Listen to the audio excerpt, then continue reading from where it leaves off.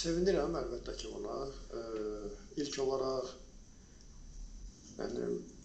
mənim komandamın oyunçusunun seçilməsi və digər tərəfdən də öz komandamdan Azərbaycanlının seçilməsi,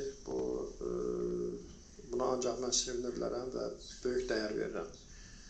İkinci, Elvin, belə deyək, heç də rahat futbolçu deyil. Çünki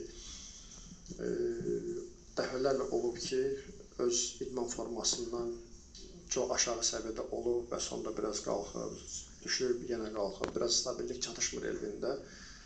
Amma son oyunlar haradasa bəlkə özü də biraz ciddiləşir. Bəlkə mən daha da onunla ciddi rəftar eləyirəm. Amma belə deyim də, ona bir bağlamaq olmaz. Biraz hamımız ehtiyatlı olmalıyıq və istənilən an öz bacarığından, qabiliyyətindən aşağı çıxış edə bilər. Bu da ki,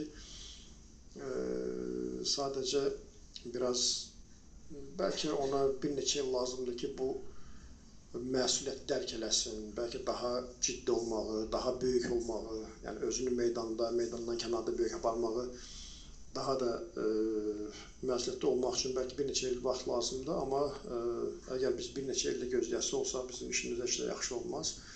Hər bir halda çalışırıq ki, tam əldə saxlayaq, amma mən əminliklə deyirəm ki, Elvinin potensialı bu deyil hələ. Yəni, o əgər daha ciddi olsa, daha belə futbol haqqında çox fikirləşsə, onun potensialı bundan daha artıqdır.